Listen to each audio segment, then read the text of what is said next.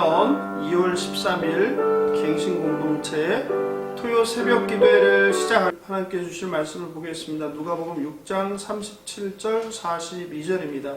한 절씩 교독하시고 마지막 절은 합독하겠습니다.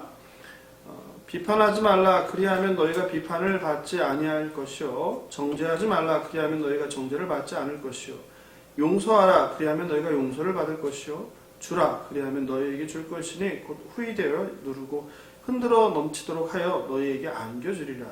너희가 헤아리는 그 헤아림으로 너희도 헤아림을 도로 받을 것이니라. 또 비유로 말씀하실 때 맹인이 맹인을 인도할 수 있느냐 둘이 다 구덩이에 빠지지 아니하겠느냐 제자가 그 선생보다 높지 못하나 무릇 온전하게 된 자는 그 선생과 같으리라. 어찌하여 형제의 눈속에 있는 티는 보고 네 눈속에 있는 들보는 깨닫지 못하느냐. 함께 읽겠습니다.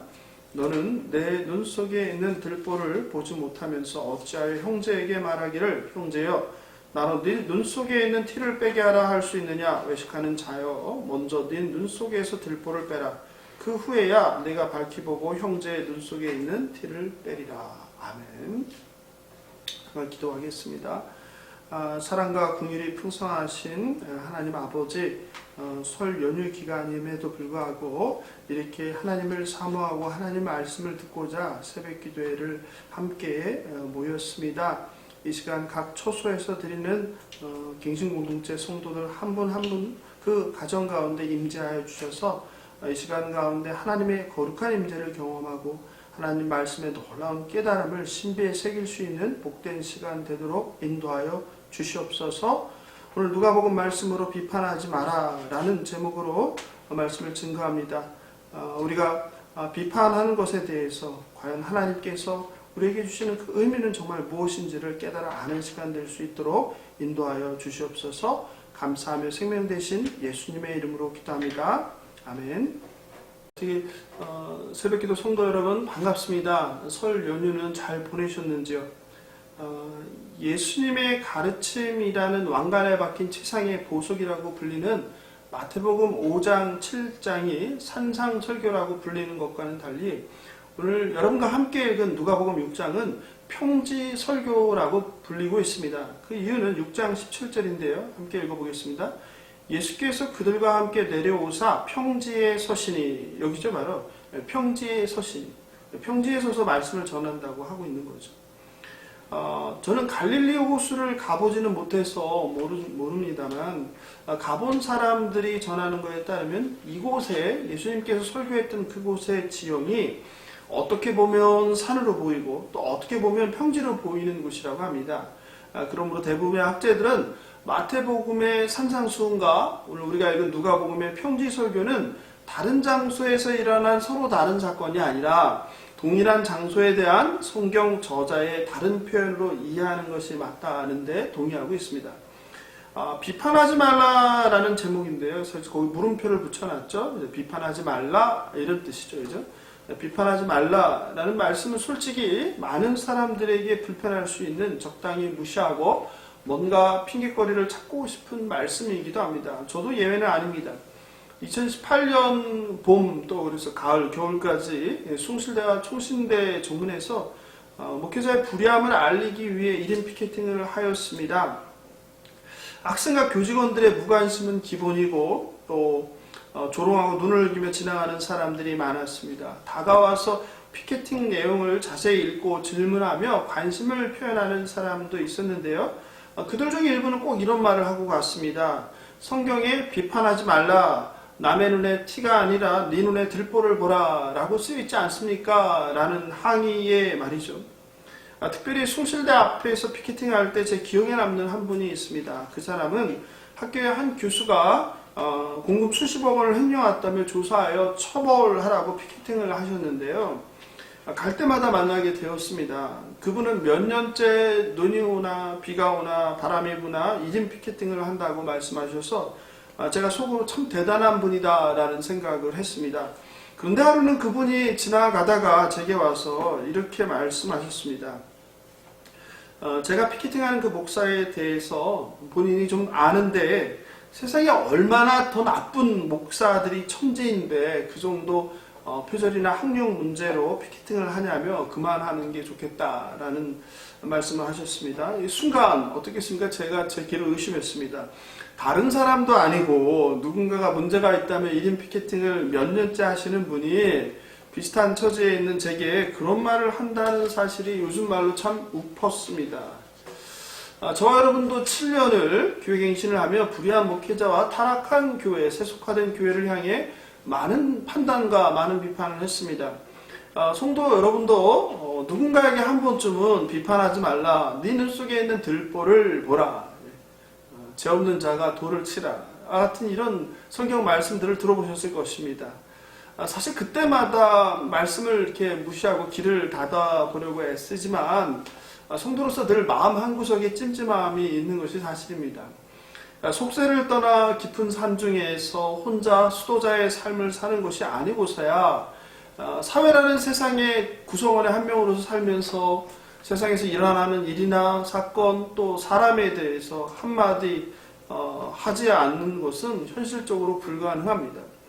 특별히 세상에서 법과 원칙이 사람에 따라서 또 그 사람이 어떤 돈이 있느냐 또는 어떤 권력 자리에 있느냐에 따라서 불평등하게 또 불이하게 적용되는 것을 볼 때, 또 강자에 의해서 약자가 힘없는 자가 무참하게 짓밟히는 상황을 목격할 때 침묵이라는 죄를 범하기보다 정부 그리고 공권력과 정책에 대해 날카로운 목소리를 내지 않을 수 없습니다. 한편 그럴 때마다 그리스도인은 예수님의 오늘 성경 말씀 비판하지 말라는 이 말씀이 떠올라 각자 나름 고민하게 됩니다. 성도 여러분은 어떠십니까? 예수님의 비판하지 말라는 이 참 의미는 과연 무엇일까요? 여러분은 이 말씀에 순종하여서 절대적으로 가능한 한 비판하지 않으려고 노력하시는지요? 아니면 아마 다른 뜻이 있을 거라고 생각하면서 비판을 여전히 하고 계시는지요? 아니면 상황에 맞게 또 대상에 맞게 그때 다르게 적용하고 있지는 않으신지요?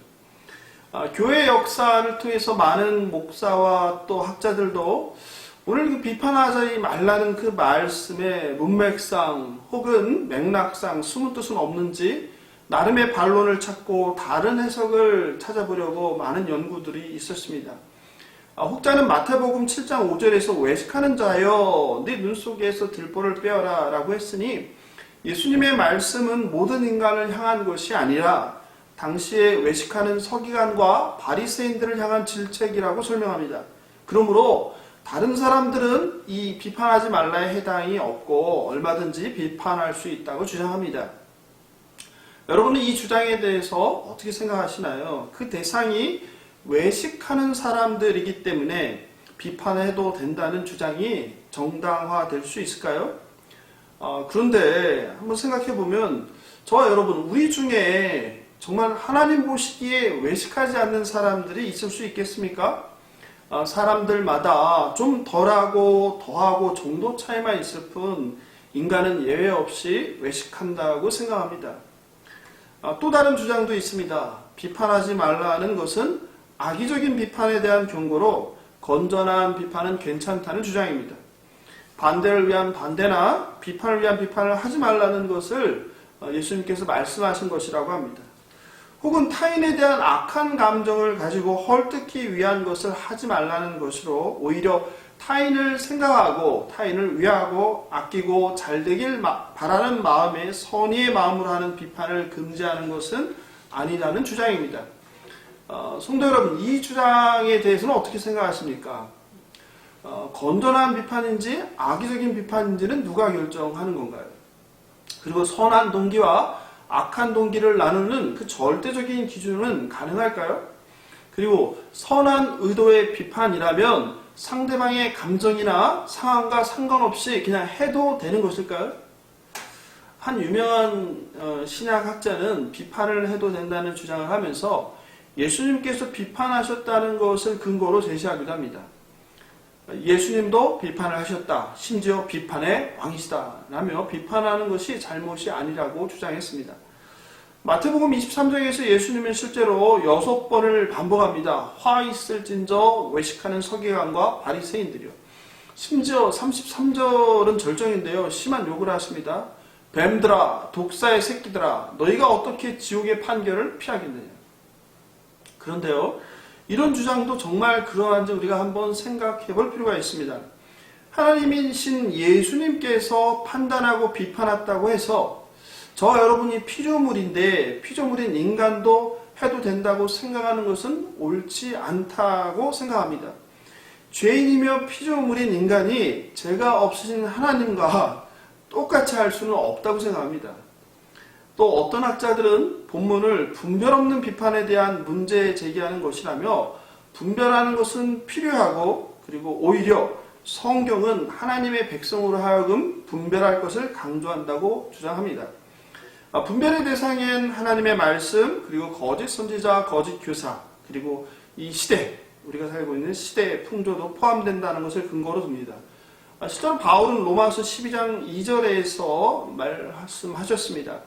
함께 보겠습니다. 너희는 이 세대를 본받지 말고 오직 마음을 새롭게 함으로 변화를 받아 하나님의 선하시고 기뻐하시고 온전하신 뜻이 무엇인지 분별하도록 하라.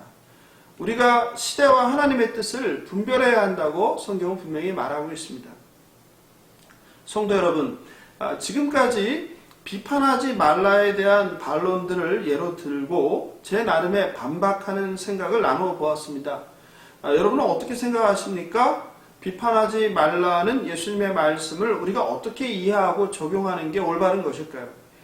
여러분도 앞에 몇 가지 주장들에 대해 공감하시는지요? 또 공감한다면 어떤 주장에 동의하십니까? 아니면 여러분 나름대로 다른 해석을 하고 계신가요? 아니면 정말 우리는 다른 핑계를 삼지 말고 성경 말씀 그대로 순종하면서 무조건적으로 비판을 하면 안 되는 것일까요? 비판하지 말라는 말씀에 반박하는 주장을 제가 앞에서 했다고 해서 제가 무조건적으로 비판하지 말라는 이야기를 하려고 하는 것은 아닙니다. 오히려 오늘 본문을 통해서 비판하지 말라는 그 하나님의 뜻을, 예수님의 그 말씀의 의미를 더 깊이 고민하며 우리가 정확하게 깨달아 적용하고자 하기 위함입니다.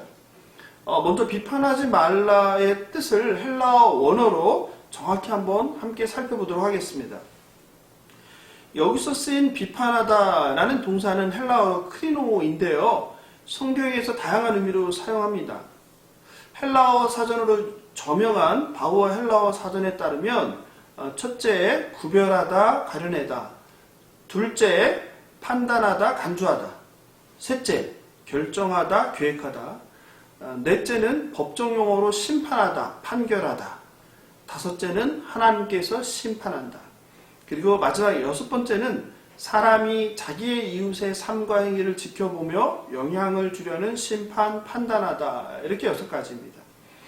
헬라어 학자인 바우어는 오늘 본문의 판단하다를 이 여섯 가지 크리노의 용례 가운데 여섯 번째 용례인 사람이 자기 이웃의 삶과 행위를 지켜보며 영향을 주려는 심판, 판단하다라고 해석하고 있습니다. 같은 의미로 쓰인 성경 구절을 보면 골로새서 2장 16절인데요. 누구든지 너희를 비판하지 못하게 하리라. 야고보서 4장 11절인데요. 형제들아 서로 비방하지 말라. 형제를 비방하는 자나 형제를 판단하는 자는 곧 율법을 비방하고 율법을 판단하는 것이라. 네가 만일 율법을 판단하면 율법의 준행자가 아니요 재판관이로다. 그러므로 비판하지 말라는 그 의미는 우리가 지금 짐작하고 일상에서 사용하는 뜻과 별반 다르지 않습니다. 누군가의 삶과 행위에 대해 판단하는 것을 의미합니다. 예수님께서는 38절에서도 경고를 계속 이어갑니다. 너희가 헤아리는 그 헤아림으로 너희가 헤아림을 도로 받을 것이니라. 헤아림으로 번역된 헬라어는 메트로인데요. 무게나 거리를 재는 데 사용했던 저울, 그릇, 막대 기둥으로 도량용을 뜻합니다. 비유적으로는 분량이라는 의미로 사용되었습니다. 그러므로 너희가 타인을 헤아리는 그 분량만큼 너희가 헤아림을 받을 것이니라, 이런 의미가 되겠습니다. 예수님은 이어가며 41절에서는 과장법을 사용해서 권면합니다. 어찌하여 형제의 눈 속에 있는 티는 보고 네 눈 속에 있는 들보는 깨닫지 못하는가. 티는 작은 점이나 티끌을 말합니다. 들보라는 것은 여러분 아시겠지만 건물에서 칸과 칸 사이에 두 기둥을 건너 지르는 나무입니다. 티는 들보와는 비교할 수 없을 정도로 작고 하찮은 것입니다. 예수님께서는 자기 자신의 큰 문제는 보지도 못하는 자가 다른 사람의 아주 작은 보이지도 않은 티끌만 그런 잘못을 지적하는 것을 비유를 통해서 경고하시는 것입니다. 저는 42절이 예수님께서 최종적으로 저와 여러분에게 하고 싶은 말씀이 아니었을까라는 생각이 듭니다. 42절을 같이 한번 읽어보겠습니다. 다시. 너는 네 눈 속에 있는 들보를 보지 못하면서 어찌하여 형제에게 말하기를 형제여 나로 네 눈 속에 있는 티를 빼게 하라 할 수 있느냐. 외식하는 자여 먼저 네 눈 속에서 들보를 빼라. 그 후에야 내가 밝히 보고 형제의 눈 속에 있는 티를 빼리라. 형제의 티를 말하기 전에 내 눈 속에 있는 들보를 빼라가 예수님 말씀의 핵심 아닐까요? 그 후에야 내가 밝히 보고 형제의 눈 속에 있는 티를 빼라입니다. 그렇습니다. 티와 들보에 우리가 집착하다 보면 내가 밝히 보고라는 중요한 말씀을 잃게 되는 것 같습니다. 사람들은 자기 자신이 공정하지도 객관적이지도 않은데 마치 자기 자신은 나름 공정하고 나름 객관적이라고 생각하는 것 같습니다. 그래서 다른 사람이나 사건에 대해서 충분하고 또 정확하게 상황 파악을 하지 않고 쉽게 판단하고 말하는 것 같습니다. 최근 몇 년 동안 한국 사회는 정치적으로 진보와 보수가 극단적으로 나뉘어 갈등하고 있습니다. 정부의 정책에 대해 양쪽 진영이 둘 다 나라를 사랑하는 것은 똑같을 텐데 어떤 경우에는 어떻게 저렇게 정반대로 다를까 싶을 때가 많습니다. 한 가지 상황에 대해 서로 자신이 옳다고 주장하고 벼랑 끝에 서서 물러설 수 없는 싸움을 하기도 합니다. 물론 양쪽의 주장 중 한쪽이 옳은 것으로 판단될 때도 많습니다. 그렇지 않을 때도 있고요. 마치 원기둥을 서로 다른 방향에서 바라보는 사람들처럼 말입니다. 대입하는 각자의 주장이 틀린 것은 아닙니다. 다만 각자가 자신이 선 자리에서 똑같은 실체나 사실을 서로 다른 방향에서 바라본 잘못된 생각과 잘못된 결과일 뿐입니다. 한쪽은 원기둥을 위에서 바라봅니다. 여러분 원기둥을 위에서 바라보면 무엇으로 보입니까? 원이죠. 그래서 원이라고 주장하는 것입니다. 다른 한쪽은 옆에서 원기둥을 바라봅니다. 원기둥을 옆에서 바라보면 무엇입니까? 직사각형이죠. 그분들의 눈에는 그게 직사각형으로 보이는 것입니다. 마치 우리가 많이 이야기하는 맹인이 코끼리의 일부를 만지면서 코끼리를 자기가 만진 그 부분이 전부라고 이해한 것처럼 말입니다. 게다가 눈으로 보거나 아니면 손으로 직접 만진 경험이 있기에 본인들의 생각을 더욱 견고하게 하여 때로 자기 주장에 정말 목숨까지 걸 정도입니다. 그러나 그들이 본 것은 그들의 입장에서는 원 혹은 직사각형으로 보였지만 사실은 원기둥이었습니다. 이렇게 인간은 공정하지도 객관적이지도 않고 실체를 정확하게 파악하는 능력도 부족합니다. 때로는 인간의 선 경험, 선 지식, 그리고 배경, 가치, 그리고 자신이 처한 입장에 따라 사실을 왜곡하거나 편향되게 해석하고 이해합니다. 그런 우리를 향해 예수님께서는 먼저 네 눈 속에 있는 들보를 빼라. 그리고 난 후 내가 밝히 보고 형제의 눈 속에 있는 티를 빼라고 말씀하십니다. 우리의 관심은 오직 비판해도 되는지 아니면 비판하면 절대 안 되는지에 집중합니다. 그러나 어쩌면 예수님의 말씀은 비판이냐 아니냐가 아니라 오히려 저와 여러분이 어떤 존재인지를 알라고 말씀하시는 것은 아닐까라고 저는 본문을 읽으면서 생각이 들었습니다. 인간은 피조물로 세상에서 일어나는 모든 것을 정확히 알 수 없으며 게다가 죄로 타락하여서 그 누구도 공정하지도 객관적이지도 않다는 것을 깨달으라는 말씀입니다. 유명한 찰스 스윈돌 목사님은 그의 산상설교집인 은혜의 각성이라는 책에서 우리가 비판하지 말아야 할 7가지 이유를 말합니다. 제가 한번 읽어드리겠습니다. 첫째, 인간은 모든 사실을 다 알지 못한다. 둘째, 인간은 그 동기를 다 이해할 수 없다. 셋째, 인간은 완전히 객관적으로 사고할 수 없다. 넷째, 인간은 상황을 완전히 알지 못한다. 다섯째, 인간은 보지 못하는 부분들이 있다. 여섯째, 인간은 편견으로 자신의 시야가 흐려질 수 있다. 그리고 마지막 일곱 번째, 인간은 불완전하며 일관성이 없다. 이 일곱 가지를 이야기했습니다.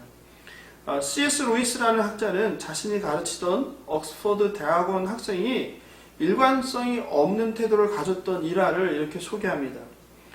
그 학생은 저명 정치인에 대해서 늘 매우 비판적인 시각을 가지고 있었다고 합니다. 그런데 어느 날 파티에서 그 정치인이 사람들이 많이 모여있는 가운데서 그 학생을 칭찬하자 그 다음부터는 그 정치인에 대해서 우호적인 시각과 입장으로 바뀌었다는 것입니다. 성도 여러분, 여러분은 어떻습니까?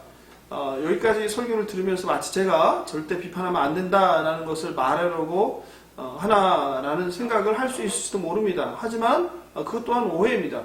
저는 개인적으로 분명히 말씀드리지만 오늘 본문이 예수님께서 모든 사람, 모든 사건, 상황에 대해서 무조건적으로 비판하지 말라고 하신 말씀은 아니라고 생각합니다. 오히려 그 비판의 문제점과 그 위험함을 강조하는 것이라고 생각합니다. 찰스 스윈들 목사님의 7가지 비판하지 말아야 할 이유처럼 우리 인간은 정말 불완전하고 일관성이 없으며 편향되기 때문입니다. 심지어 우리가 아무리 진실함과 선한 동기를 가지고 누군가를 비판할지라도 그 상황은 다르지 않습니다. 여러분도 살면서 누군가에게 정말 진심으로 선한 동기로 권면했다가 낭패를 경험한 경험이 있을 것입니다. 나의 선한 의도의 진심 어린 권면이나 충고에도 불구하고 상대방이 뜻밖의 감정적으로 반응하며 말을 꺼내지 아니한 못하게 된 난처한 경험들 말입니다. 앞으로 누군가를 꼭 비판해야 할 때는, 어떤 상황에 대해서 이야기해야 할 때는 이 찰스 스윈들 목사의 비판하지 말아야 할 7가지를 먼저 떠올려 보는 것도 도움이 될 것 같습니다. 인간은 모든 사실과 동기를 알지 못하고 객관적이지도 않고 보지 못하는 부분도 있고 편견으로 왜곡될 수 있으며 인간은 불완전하고 일관성이 없다. 이렇게 한다면 아마 속으로 판단하고 비판을 하던 입을 닫고 오히려 상대의 말을 먼저 더 많이 듣고자 할 것입니다. 또 성급한 판단이나 비판으로 생기는 오해나 갈등도 많이 줄어들 것입니다. 판단과 비판에 앞서서 잠깐 멈추고 생각하는 저와 여러분 되시길 예수님의 이름으로 축복합니다. 두 번째, 예수님은 우리가 누군가의 티를 빼기보다 우리 자신의 들보를 빼라고 하십니다. 예수님의 경고의 핵심은 비판하지 말라, 판단하지 말라, 정죄하지 말라가 전부가 아니라고 생각합니다. 우리의 관심은 뭐뭐 하지 말라라는 부정 명령문에만 집중하는 경향이 있습니다. 하지만 그러하면이라는 요약을 나타내는 그 접속사, 부사, 그 결론 뒤에 나오는 내용이 어쩌면 예수님께서 우리에게 진정 바라는 것이 아닐까라는 생각이 듭니다. 그리하면 뒤에 나오는 말씀을 더 우리가 관심을 집중하면서 37절을 같이 읽어보겠습니다. 비판하지 말라. 그리하면 너희가 비판을 받지 않을 것이요. 정죄하지 말라. 그리하면 너희가 정죄를 받지 않을 것이요. 용서하라. 그리하면 너희가 용서를 받을 것이요. 어떻습니까? 예수님은 하나님의 자녀인 저와 여러분이 비판을 받지 않고 정죄를 받지 않고 용서받길, 그리고 헤아림을 받지 않길 더 원하시는 거 아닐까요? 그러므로 비판하지 말라고 했다는 말만 잘라내어 절대로 비판하면 안 된다고 문자적으로 해석하는 것은 바람직하지 않을 수 있습니다. 영국의 유명한 청교도 신학자인 매튜 풀은 그의 주석에서 다음과 같이 주장합니다. 한번 들어보시기 바랍니다. 우리는 예수님이 모든 판단이나 비판을 다 금지한다고 이해해서는 안 된다. 우리가 우리 자신을 판단하는 것은 합당하며 이웃의 견해나 행동이 참된 것인지 거짓된 것인지도 분별해야 한다. 주님은 어떤 사람의 상태나 일에 대하여 성급하게 판단하는 것을 금하는 것이다. 또한 다른 사람의 행위를 공개적으로 비난하는 것이 하나님께 영광이 되거나 우리 형제에 유익이 될 수 없는 경우에 비난을 금지하는 것이다. 다른 사람들에게서는 아주 작은 잘못도 영락없이 잡아내면서 정작 자신의 더 큰 죄는 보지 못하는 자들의 위선을 경고하는 것이다. 성도 여러분 어떻습니까? 그렇습니다. 예수님께서는 이 말씀을 통하여 저와 여러분의 가증한 위선, 외식을 꾸짖는 것입니다.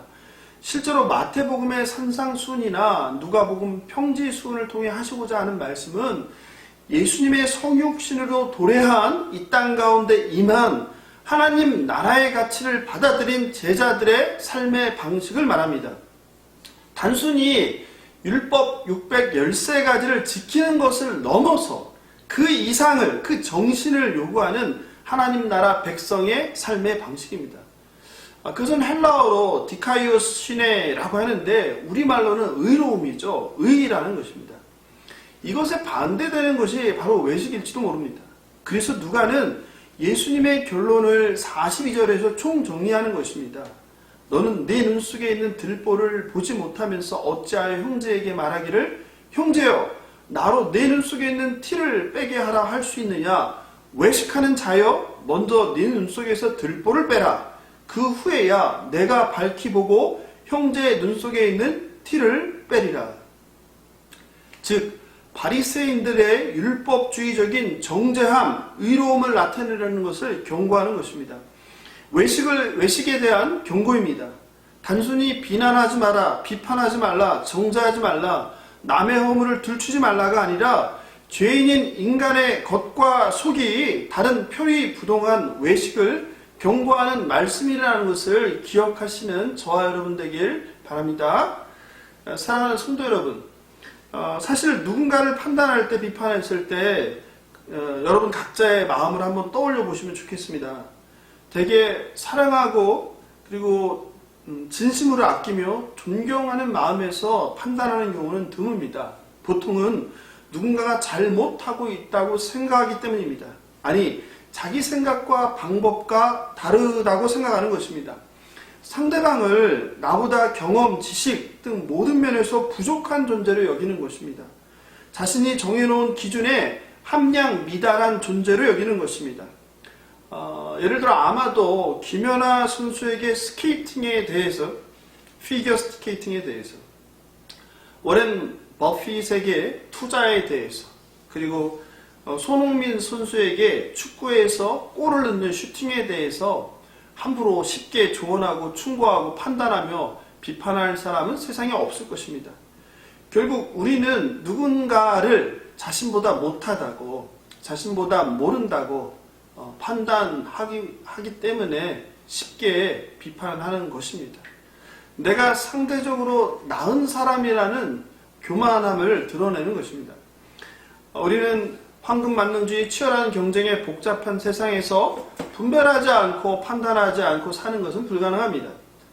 당연히 우리는 하나님의 뜻과 세상을 분별해야 합니다. 하나님도 성경을 통해서 분별하라고 계속 말씀하십니다. 교회가 본질을 잃고 세속화되고 또 목회자가 타락한다면 우리는 비판하면서 진리를 수호하기 위해서, 본질을 회복하기 위해서 싸워야 합니다. 비판하지 말라는 무조건적인 비판을 금지하는 것이 아니라는 것을 기억하시면 좋겠습니다. 이 말씀은 성급하게 상황이나 상대방의 입장이나 동기를 제대로 알지 못하면서 악한 동기로 무시하면서 헐뜯기 위해 비판하는 것에 대한 경고입니다. 심지어 아무리 우리가 선한 동기를 가지고 있을지라도 비판하는 것이 하나님께 영광이 되지 않거나 상대방에게 유익을 가져오지 못한다면 하지 말아야 합니다. 우리가 자칫 분별할 때 놓치기 쉬운 하나님께 영광이냐 아니냐에 대한 기준이 굉장히 중요합니다. 어느덧 교회 갱신을 8년째 하며 저와 여러분이 하나님께 영광과는 무관하게 습관적으로 교회와 목회자들에 대해 때로는 공동체 안에서 형제 자매들 간에 또 가족들 간에 서로 비판하는데 너무 익숙해 있는 것은 아닌지 돌아보길 바랍니다. 인간으로서 우리는 자신에 대해 너무 관대하고 그리고 타인에게는 너무 엄한 경향이 있습니다. 원수까지 사랑해야 한다는 예수님의 그 계명을 실천해야 하는 그리스도인은 마땅히 정반대가 돼야 되지 않겠습니까? 타인에게 대해서는 품고 관대하면서 자기 자신에게 엄격한 말입니다. 늘 우리 눈에 보이는 것이 다가 아님을 기억하면 좋겠습니다. 또 내가 생각하는 것이나 경험한 것이나 방법이 정답이 아닐 수 있다는 것을 인정하면 좋겠습니다. 모든 것이 드러나기 전에 앞선 비판으로 오해나 갈등을 일으키지 않는 것이 지혜자의 길일 것입니다. 사람마다 듣기는 속히 하고 말하기는 더디하라는 야고보 사도의 말씀에 귀 기울이시길 바랍니다. 하나님 앞에 저와 여러분은 불완전한 피조물임을 겸손히 고백하면서 역지사지한다면 잘못된 비판의 횟수나 강도를 줄일 수 있고 무분별한 판단으로 인해 생기는 갈등과 오해 그리고 그로 인한 감정 소비를 많이 줄일 수 있을 것입니다. 우리의 관심을 타자에 대한 티끌이 아닌 나 자신의 들보에 집중하는 저와 여러분 되길 소망합니다. 타자의 동기는 정확히 몰라도 비판하려고 하는 그 순간에 내 자신의 동기는 정확히 살필 수 있진 않습니까? 마지막으로 41절을 함께 읽겠습니다. 어찌하여 형제의 눈 속에 있는 티는 보고 내 눈 속에 있는 들보는 깨닫지 못하느냐. 존경하는 갱신공동체 성도 여러분, 토요일 새벽 예수님께서 저와 여러분에게 이 시간 주시는 이 말씀을 저와 여러분의 마음판에 새기시길 예수님의 이름으로 축복하며 오늘도 함께 해주셔서 감사드립니다. 저는 또 다음 주 토요일 새벽 6시에 여러분을 만나 뵙겠습니다. 안녕히 계십시오.